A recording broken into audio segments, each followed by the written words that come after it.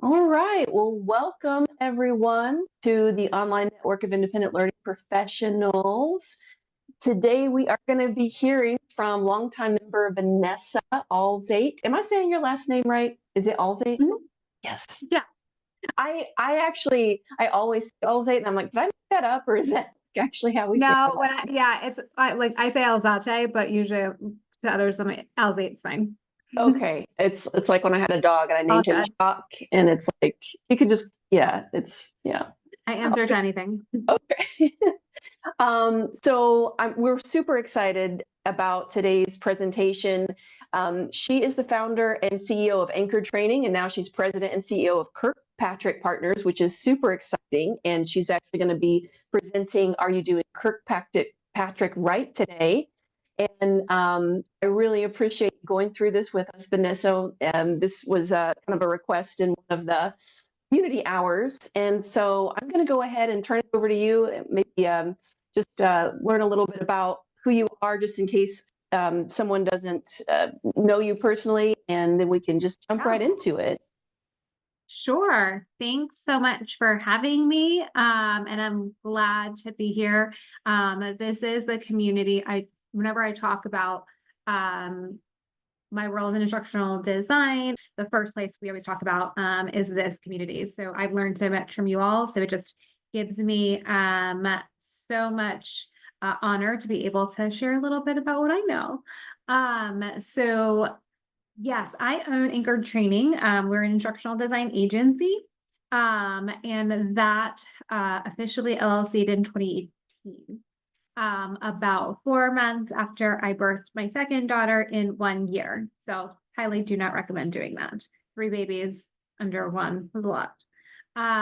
But in 2022, the end of, I started thinking about how I want to grow and expand Anchored.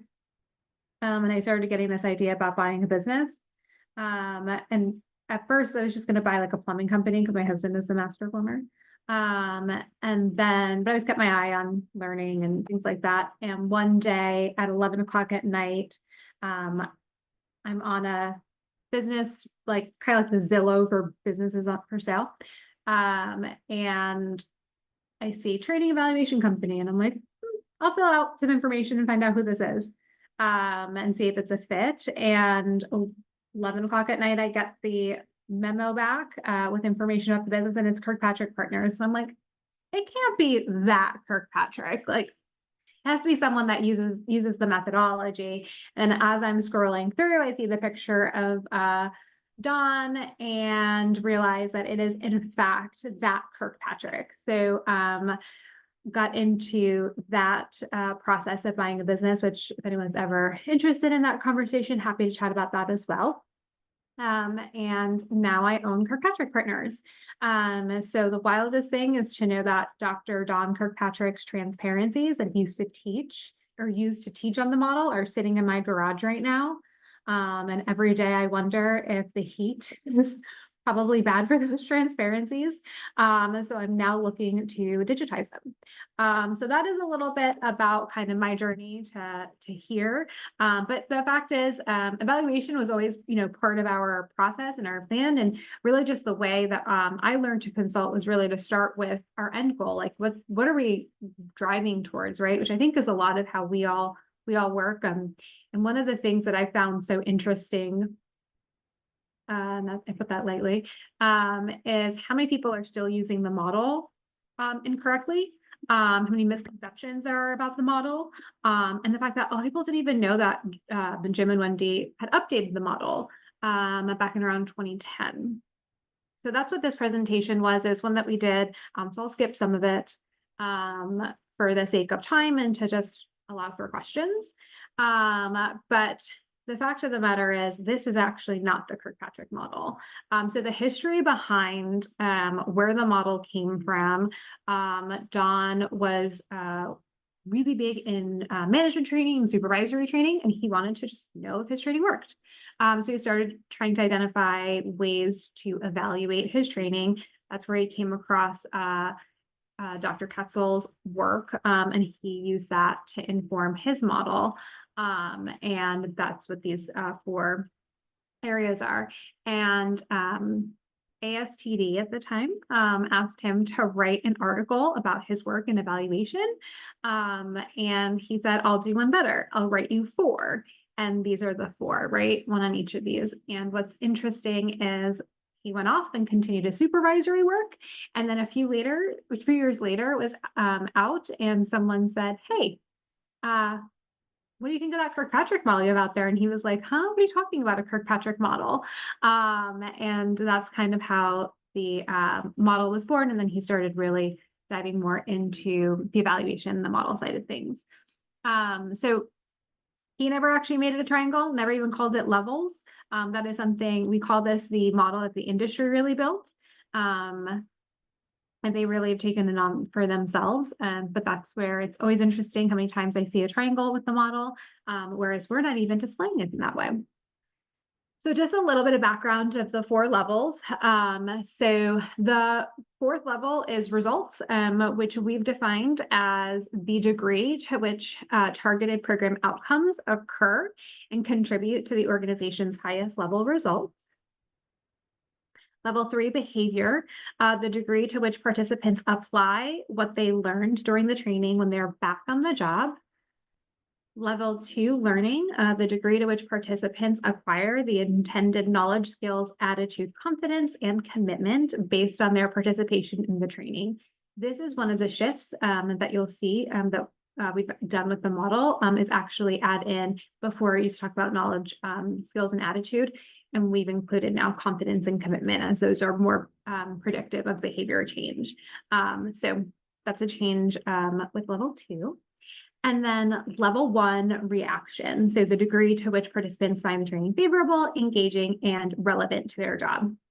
And the most important thing that we focus on that I think we all know is the relevancy. So you don't find it relevant, great, that it was a great training experience, but not really much is going to be done with that time, energy, and training. So we really focus on relevancy, and that is another change that was made to the model, was the inclusion of that in the reaction definition. So this is actually the model to how we talk about it today, and how we educate and write about it today. So starting from the right, moving left, so level 4 results is where we talk about 2 different areas. First, the organizational outcome, which is your organization. There's really only one outcome for an organization. It's achieving your organization's mission. And then within that, each program has their own initiative outcomes. Now, all programs that you are developing should be somehow related to your mission, in that maybe not a direct one-for-one, but we know there is a indirect correlation between the 2. What we use to measure those 2, or to indicate what they are, I should say, is organizational outcome, your mission statement. But initiative outcomes are your leading indicators. So these are things that we are going to be looking for, and that this is the data that we're collecting to let us know if we're actually making a difference and we're hitting the level 4 results. So if I'm creating a sales training and I am like a call or contact center training, some of the things that may be leading indicators are, time spent on phones, number of phone calls taken, those sorts of things. The next area where we focus a lot of time, energy, and discussion around is level 3. And this is probably the biggest change to the model, is really focusing and almost making sure your eye is caught to level 3, because we know that if level 3 behavior is tracking and they're doing what the critical behaviors that we've defined, we know that the results are going to happen, right? Because they're all tied together and mapped closely. And so this is where we want people to spend their time, money, energy, and resources, which was why we gave it the most real estate in the model. So as part of level 3, the first thing that we have to do is define critical behaviors. And so this is very different than what a lot of us do, or a lot of designers do. What they will do is define objectives or learning objectives, but not specifically critical behaviors. And this is where we will ask, specifically, what do you need to see what can be observed, what can be measured so that we know they're hitting that behavior. So for example, I had a sales call the other day with a branch of the military, and they were like, we need more confident and proficient inspectors. And I was like, okay, what does that mean? Like, how do you know they're confident and proficient? And it's really diving into that conversation. Is like, what do I need to see? Like, what's that high performer look like? And that really helps to inform for us our design of our programs. And now we know what we're looking for when we're starting to create measurements. With those critical behaviors, that next outer circle are what we call required drivers.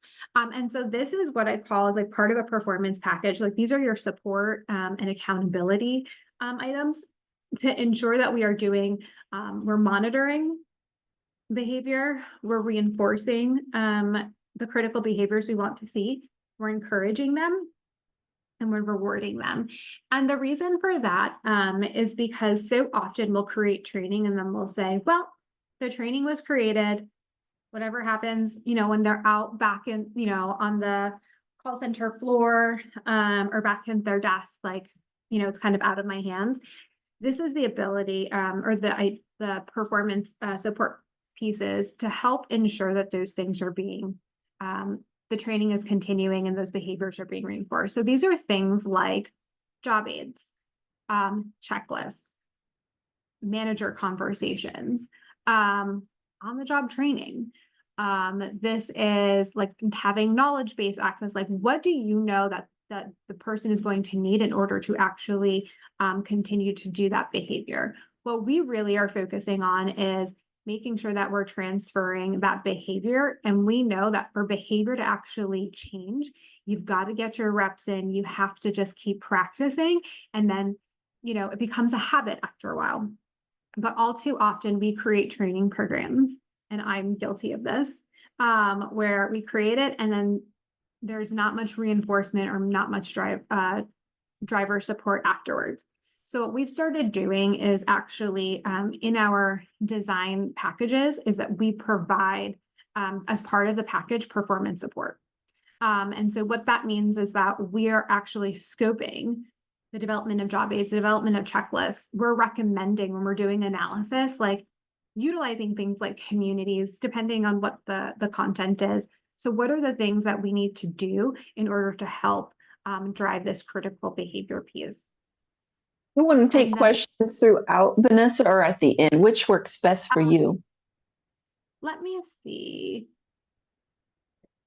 I will catch that question Okay. right after. Yep. Perfect. Thank you. Mm-hmm. And then what we do is we monitor and adjust. So it's not just the Kirkpatrick model at level 3 is not just about measuring if behavior change is happening. It's about, as Dr. Jim Kirkpatrick says, protecting and leveraging your training investment.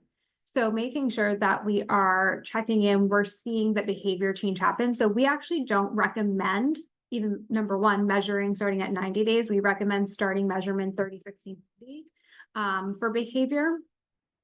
And if you're waiting until 90 days to see if a behavior is changing, you're too late. So that's why we're talking about reinforcement and monitoring and making maybe adjustments, right? Maybe there are some things that we need to tweak or we need to be aware of to ensure that these critical behaviors are happening. The workplace changes very quickly. And so sometimes the environment in which we were in when we first developed the training isn't the environment that we're in now. So this is that ability to say, we're going to monitor and adjust. And let me grab this question. So the question is, do you also ask about critical negative behaviors you want to get rid of in the intake session or wait for SME interviews? So I'll do both. We'll talk a little bit about, what is the high performance, like functioning behaviors that you want to see?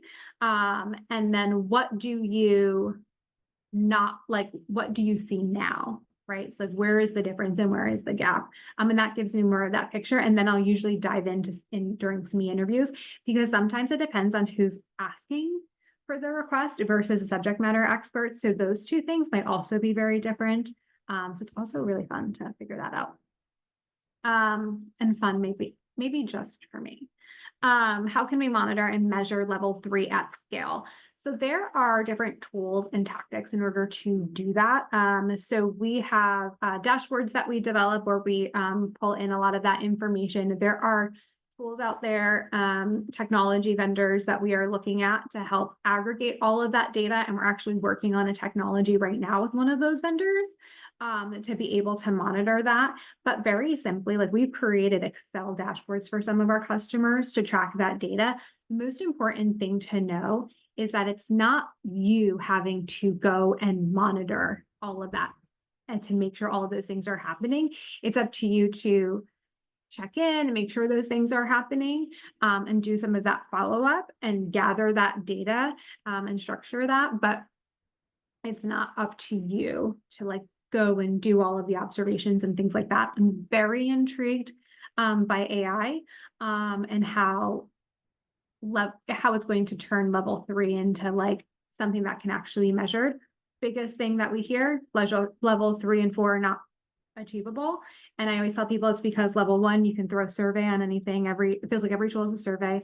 Level 2, you can throw a quiz in your LMS and get, that pre and post test information. Level 3 is where you have, because you're doing these different things, it doesn't feel as easy. There's not a technology to just do it for you. So I actually think right now, in the time that we're going into, we'll be closer to that. And then levels 1 and 2, we've got over on the left, and we've stacked those on top of each other. The reason for that is because we believe that those two things should be measured at the same time during the session and not just waiting until after a session. I mean, there are simple things that people can do to do pulse checks and things like that to make sure that things are tracking along. Like all of these things that we know to do when we're developing a session are all ways that it's all data that we can collect to be able to manage and measure the outcomes. So it does not have to be a traditional end of program survey. And honestly, most surveys are really poorly designed and worded. So they don't really actually give you very good data. So I won't move on. The other big change that we made to the model is really using the end as the beginning. So a lot of misconceptions and like a myth out there is, Kirkpatrick model focuses on level 1 and focuses on like spending all their time on that. And that's actually not what we talk about at all. We talk about starting at level 4, identifying that why, and then working our way through. And these levels don't like have to like stack on top of each other 1 to 4, which is something that is certainly a myth out there. So I'm just skipping ahead because I feel like I just talked a lot about the model. Okay, so the next change that I've implemented since being at Kirkpatrick Partner is this idea of design with the end in mind. So I've alluded to it a little bit before. I really do believe that evaluation is actually like, it's my love-hate relationship with Addie, is the fact that the E comes at the end. And similarly to the misconceptions of the Kirkpatrick model and people not utilizing the model properly, I think the same thing happens with Addie. Right? So they assume you have to start with analysis and you've got to go through like all of the steps. But the fact is that evaluation really is a wraparound and a throughput throughout each of the phases of the Addie model. And really for us is where we start. It's like if you're going, like your friend gets a new house and you're going to go there for the first time. You have no idea where you're going. New town, new state, new everything. You wouldn't start driving and then just like hope that you land where you want to land, right? You don't hope that you get to her house. You ask her for her address and you plug it into your GPS. And that is the idea here with designing as well. When we talk about how do I not be an order taker, this is how you're not an order taker. You start with the evaluation, you start with the why. And a lot of my time is spent coaching other consultants on like, well, what if our stakeholders don't want to like tell us and like all of these things? And I don't want to make a blanket statement. Like, I don't think it's easy. And I think for some people, it's really hard to get stakeholders to tell you exactly what their why is. I work a lot in the government and military, and like after a while, it's like a 2-star general. I don't like, I think at some point we're just gonna have to like give it to the big G. You know, however, there are ways to get this information. There are ways to ask, and in different ways. And sometimes people don't even, when they come with a request, they don't even know that they should be identifying this. And it is my opinion that they don't have to know. And the reason that I say that is because they're not the instructional design experts. They're not adult learning experts. If they were, they would be in this role, right? Or they'd be the ones designing and developing. We have to help guide them and use their language in order to do that. And so sometimes when they come, you know, when people come with a request, this is where I'm diving into like, okay, so tell me more about why. What are you currently seeing? Where are the gaps? What currently does work? What doesn't work? And just almost feels like therapy, if I'm honest. But that's where we really start. And that helps to then, you know, it's almost like a decision tree for me to identify, right, is training actually the problem? And is training the solution, or is there something else? From there, I can dive into analysis and really dive into more the best solution, and really identify that, identify the outcome, and then work through the process. And then the other thing with evaluation is I think we wait to the end to evaluate whether or not it's going to work or not. And this is data that we can gather throughout. So having people pilot, you know, asking, is this something that would fit into your day? Like doing all of those things, that's all evaluation data that you should be doing. So that when you get to the end, you don't launch something that like doesn't fit in someone's day. You know, it's like, I work with a lot of franchises, and they have issues with people taking training because they're hourly employees. And people will design these programs that would take you weeks and hours to take, that they legally can't actually let them do. But like the horse has left the stables, like it is gone. It is developed. And it's because there wasn't this consistent evaluation and checking in and really understanding your learner and your end target audience, that these mistakes happen, and they end up being really costly mistakes. And what happens is it never looks bad on the stakeholder that requested the training. It looks bad on the learning and development department. And that's where like once your brand and your reputation is like tainted in a department, really hard to fix that. Yeah, Patty share is really huge at AAA. Always had to be mindful of keeping everything super short and still effective. That's why I love a good TikTok training for franchises. The next key principle for Kirkpatrick, which is a little bit new and different, is that while training sets the foundations, the organizational value is truly built at level 3 when people do what they learned actually on the job. And what we found is that only 15% of training graduates will do what they learned in training when they get back to the job, unless there is support and reinforcements in place. We're humans, and our brains are wired to take shortcuts and keep us in our comfort zone, because our comfort zone is what keeps us safe. Asking a learner to do something different is taking them outside of those shortcuts and taking them outside of their comfort zone. It takes reinforcement, practice, and support to retrain those neurons and create that support. And create that that comfort zone, those shortcuts for that person to continue to do that behavior. And so what we also know is that when there is a performance issue, about 70% of the time, it's something in their work environment. And it isn't because they don't know what to do, which is always interesting. So I'll do a lot of software systems training, and they'll tell me like, this training didn't work.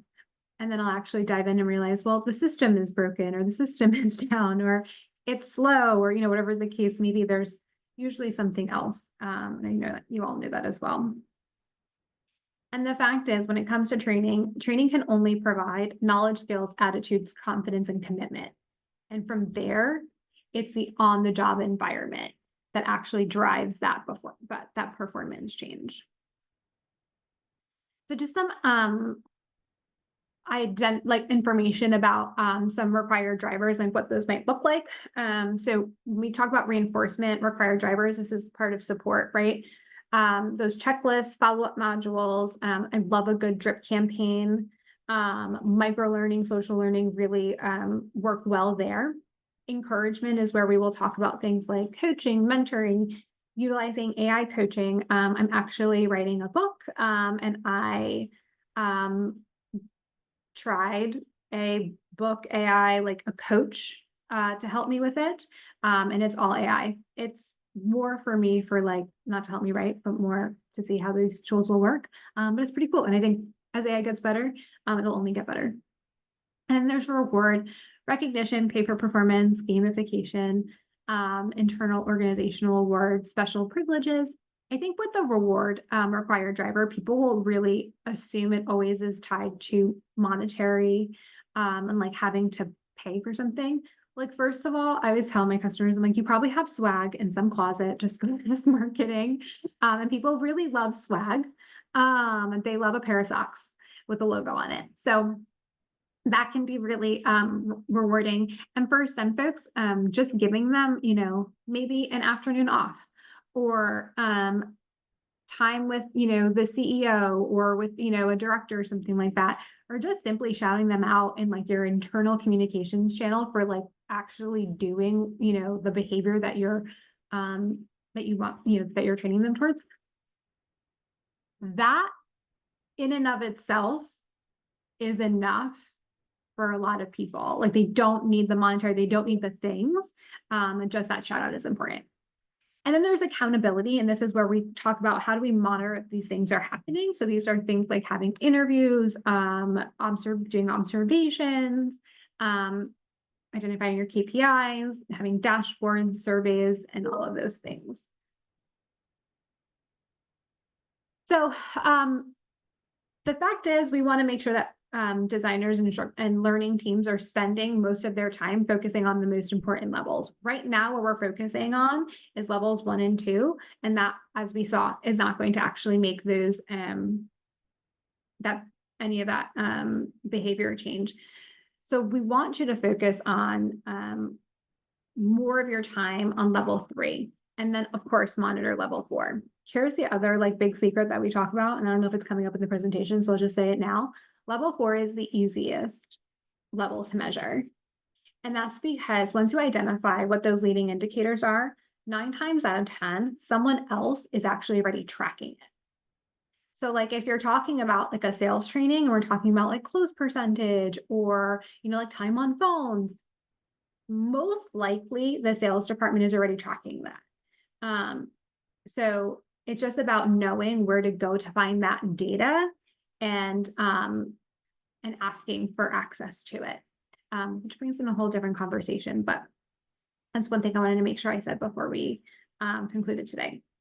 So spend more time focusing on level 3. So less time developing and editing training content and more on like, how can I create these short things or these small things to provide performance support? So our keys to success are 2. Don't make evaluation optional, or 1, make it a requirement. Far too often I hear, this is really fun for me right now in the climate that we are in, evaluation's not a priority. And yet budgets are being cut, people are being let go. And the one thing that can help save your job is showing your value and being able to say like, look, that one training isn't going to be in and of itself the reason that, like the business, grows. But because I design a performance package, right? And I say, these are all of the keys to success, like here you go, right? And I'm doing all of these things, I can measure that. And I can tell you from there, what the value is that we bring. And we are in a time where more CEOs and C-level officers are less about the money necessarily, and they know that, so things like employee engagement and retention, they know that saves them money. So if you can measure those things and show that you're making improvements towards retention, we can figure out what the dollar amount is, but simply seeing the fact that they're retaining employees for longer, if that's like what it is that we're doing here, that is enough for them to know that your training is working. And by you consistently delivering value, that is where those departments stop getting slashed. And I think if we stop looking at ourselves as learning departments and start looking at ourselves as performance departments, it becomes less optional and more of a requirement. I was on the phone with one of our affiliates last week. She's over in Europe, and she was telling me about her latest class that she's training on her certification program. And she goes,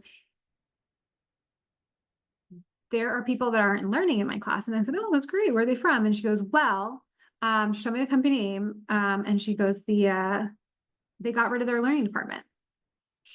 However, all of that, like, learning doesn't stop because the learning department goes, right? Or they're cut. Learning has to continue. So they gave it to the marketing department. And they're the ones that are actually in the certification program now because they want to, do better work. And so I say that to say,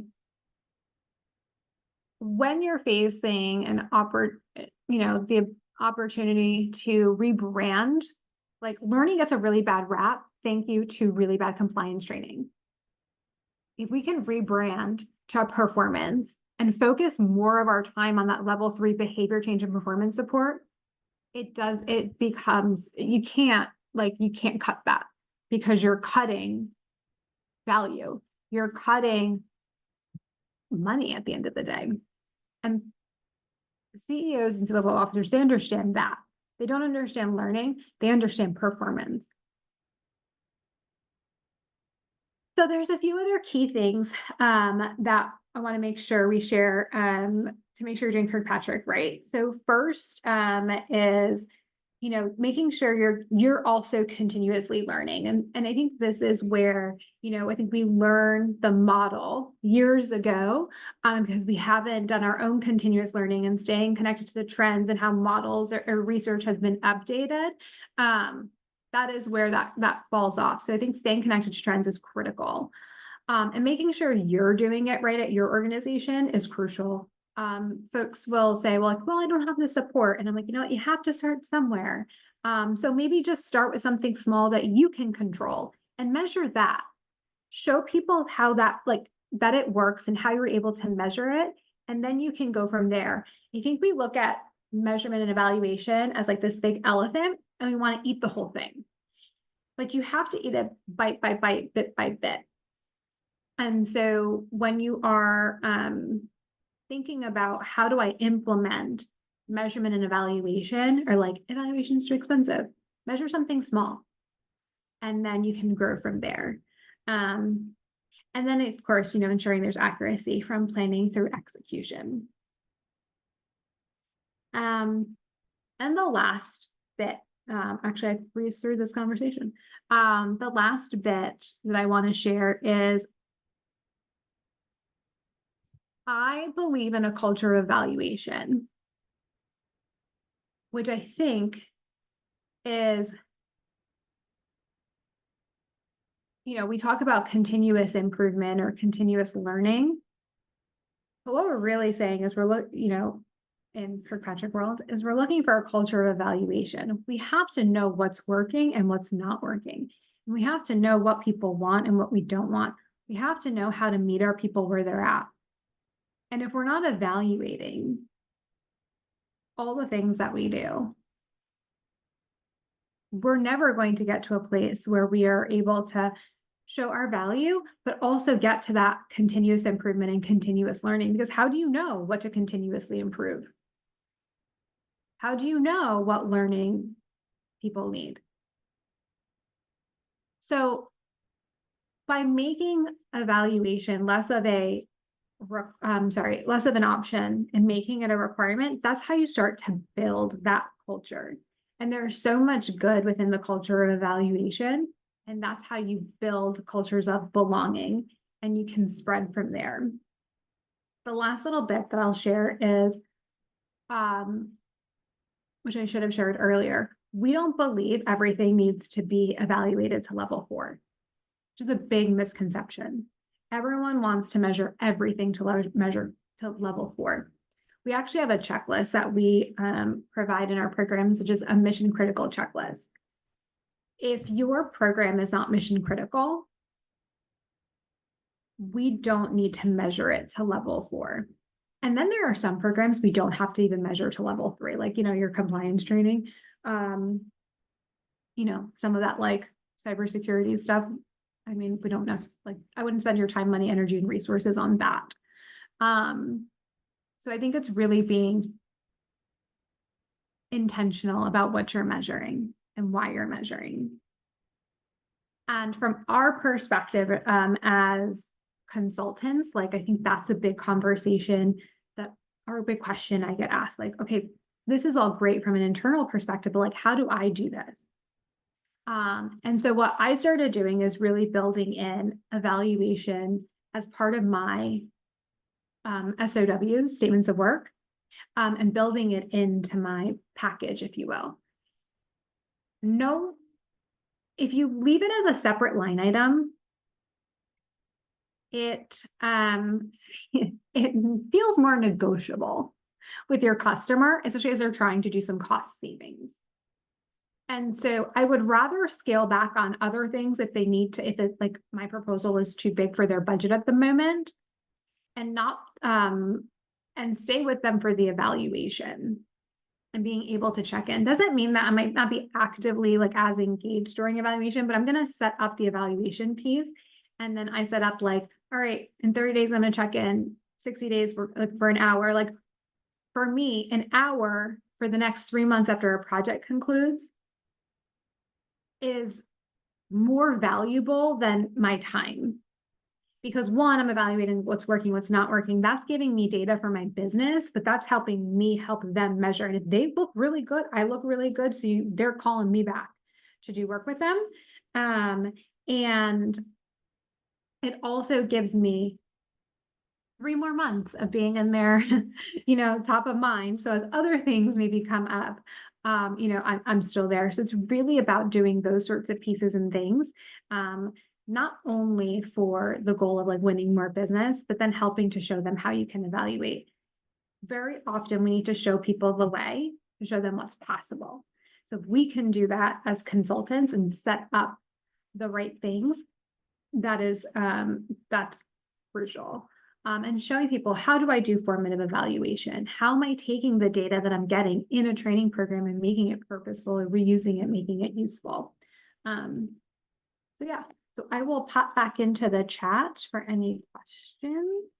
Thanks so much, Vanessa. Yeah, I really love that. I mean, I think, that's I think this conversation is something that we've kind of talked about before, and I think is so huge. It's like, training is one of the first things to go in an organization when they're trying to cut back money. And it's because we're so horrible, like you said, at proving our value. And, you look at someone's portfolio, and a lot of times it's like, here are some courses they've created, but what did you do for businesses? I think, and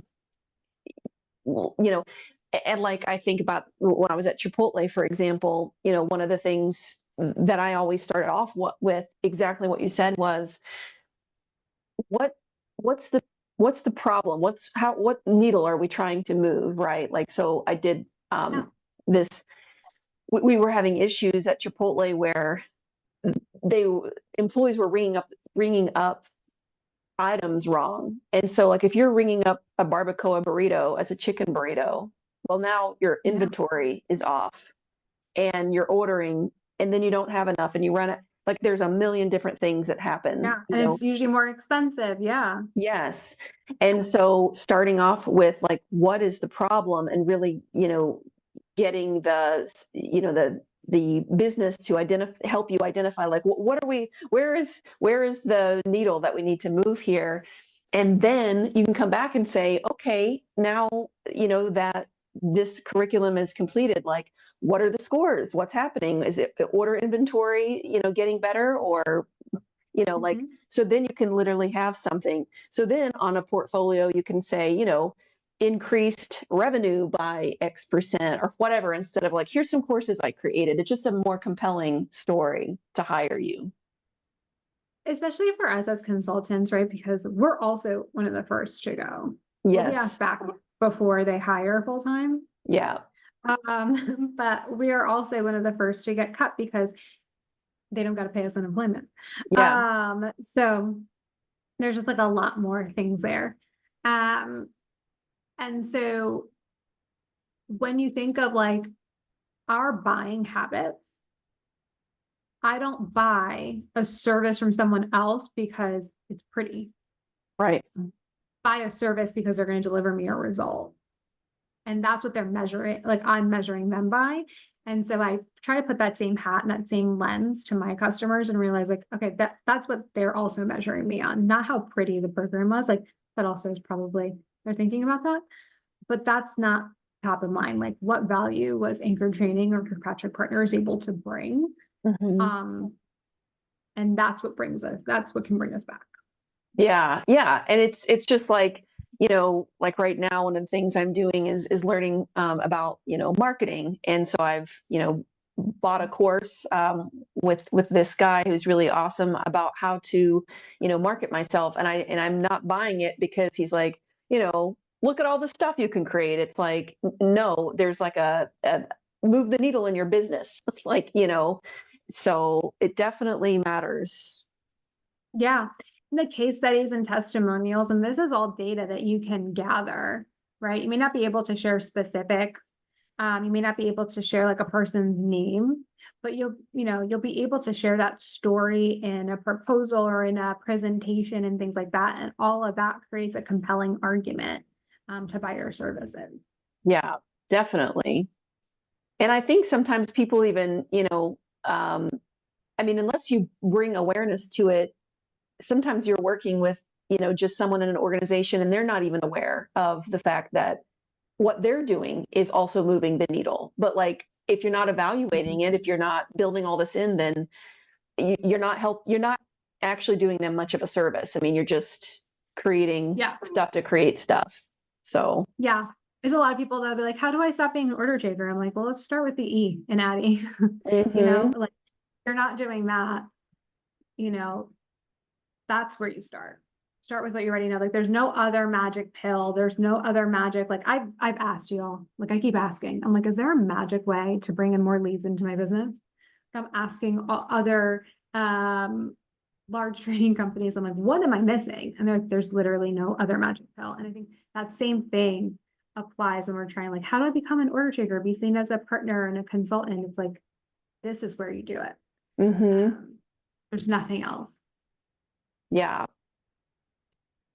Yeah, if folks have questions or comments to, stories to share, feel free you can chime on in. You can click raise hand. Yeah, Jen, over to you. Good to see your face.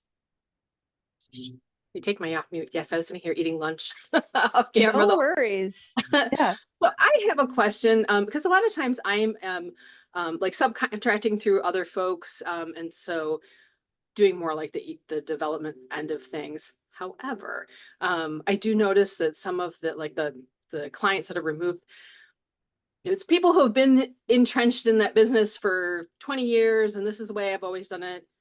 And it takes a long time to like steer the ship in another direction. So I'm curious, what are some like softball ways to get them to become more, and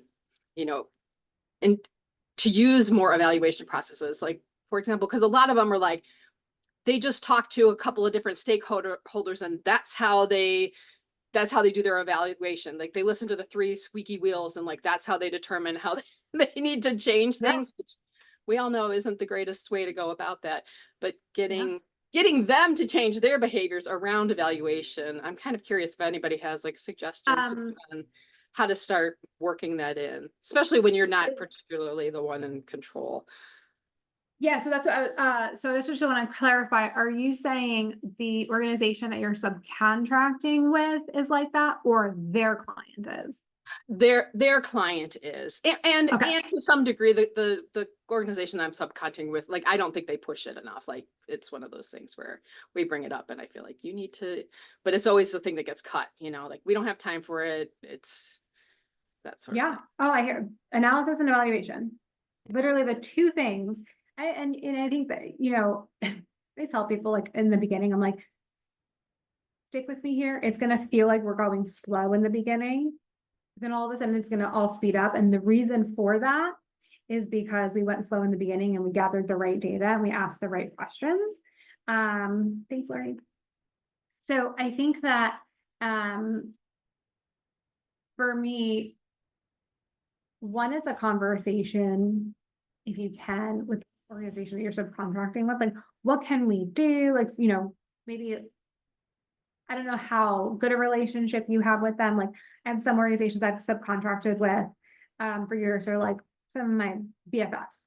And so, like, that's a very different, like, I can have that conversation, and like oftentimes I'm like, just so you know, you're leaving like $100,000 on the table on that project. And so I think it's just starting to show people a little bit of that change and sharing stories of other people that have found success and how they've done it. No one wants to be the first, and we're always looking for proof. Like, I don't typically just like go to a restaurant without looking it up, seeing what other people have like posted on Yelp. I'll ask other people, like, what has been your experience and things like that. When I'm kind of timid about trying something, that's the same thing here, right? They're looking to see how it's worked for other people, because they all think that they're a special snowflake, and it's not going to work for them.